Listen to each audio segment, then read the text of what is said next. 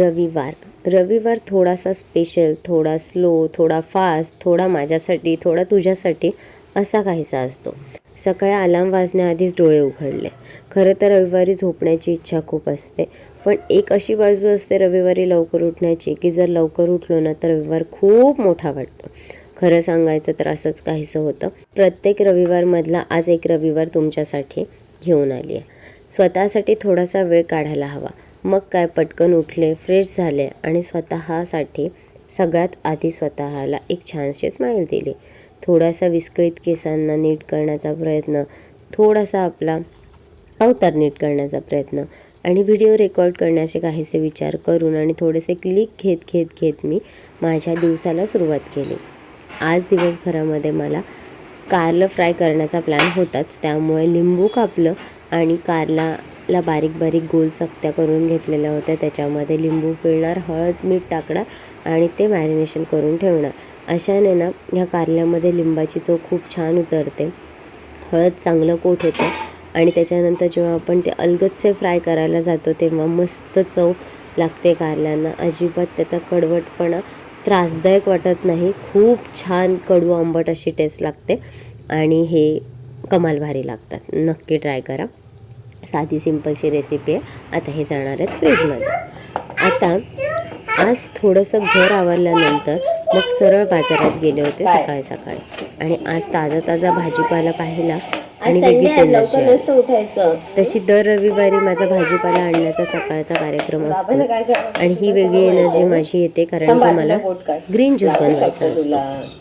हे सगळं बघून मनात आलं की आज हेल्दी ग्रीन ज्यूस बनणार आहे या पदार्थांचा. त्यासाठी दुधी उचलला, ताजा पालकसुद्धा उचलला. आता हा ज्यूस म्हणजे फक्त हेल्थसाठी नाही तर स्वतःला थोडंसं रिसेट करण्यासाठी सुद्धा असतो. कारण कधी कधी आपल्या शरीरालाही ब्रेक हवा असतो आणि आपण तो देतच नाही. मग आणलेला भाजीपाला पटकन स्वच्छ धुवून घेतला आणि चिरायला सुरुवात केली. यामध्ये मी टाकण्यासाठी लिंबूसुद्धा ठेवला आहे, पालकसुद्धा आणला आहे आणि आता हे सर्व कापाकापी करून झाल्यानंतर तो मागे तुम्हाला दाखवला ना तर कोल्ड प्रेस ज्यूसमध्ये ज्यूस करून घेणार आहे. ताजी पालक आहे, सगळीच्या सगळी यामध्ये. चव कशी आहे विचारलं तर ते मी पुढे सांगते. आता या सर्व गोष्टींमध्ये आदूला सुद्धा कळत नकळत भाज्यांची एवढी ओळख झाली कमी वयामध्ये.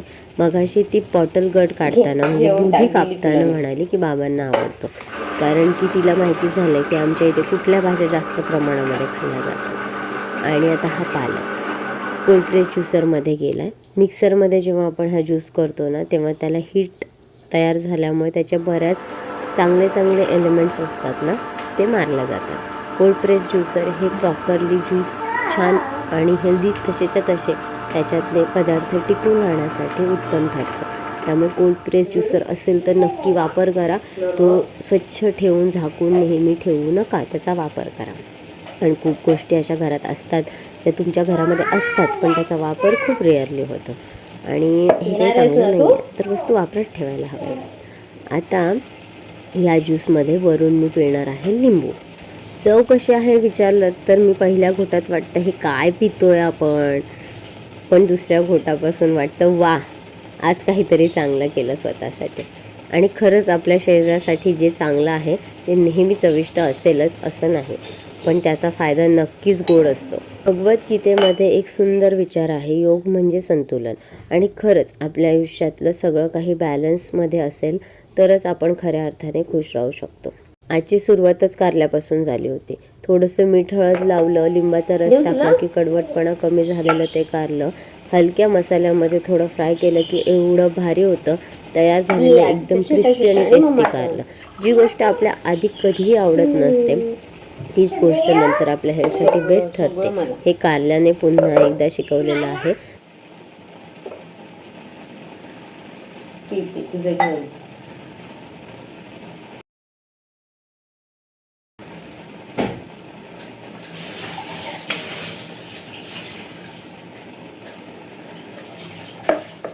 कमी आहे ना.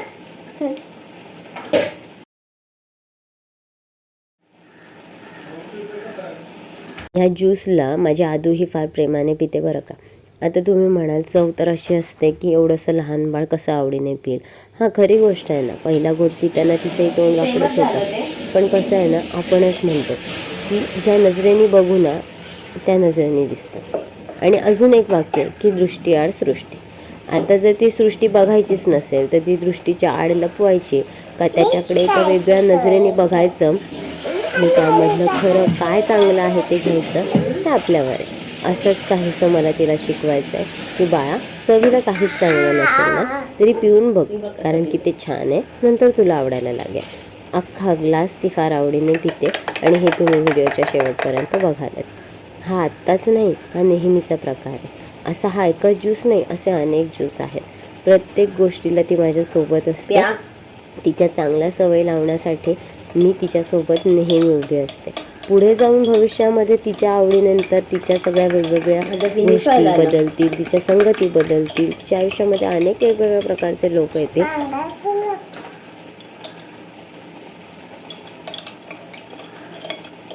यमी लागतं ना. काय काय त्याच्यामध्ये? स्पिनॅच, मिंट, लेमन आणि जिंजर. बॉटल गर्ड, जिंजर पण आहे. घ्या प्या पटकन, चला.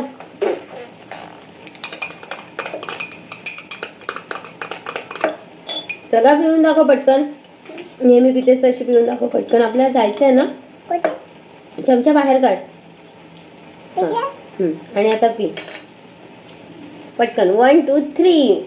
पण सगळी खास मैत्रिणी तिची सुरुवातीपासून मी असणार आहे. त्यामुळे ती जे काही घडेल त्याचं पहिलं पाऊल हे माझ्यामुळे पडलेलं असेल. त्यामुळे मला तिला बरोबरच पडावं यासाठी मी अट्टहासाने प्रयत्न करते. आणि माझे प्रयत्न कारणे लागतात ते दिसतात. तुम्हालाही या प्रकारे असाच तुमचा संडे घालवायचा असेल, जर ह्या व्हिडिओमधून तुम्हाला काही घेण्यासारखं वाटलं तर नक्की घ्या. ऐकल्यानंतर काही छान वाटलं तर लक्षात ठेवा.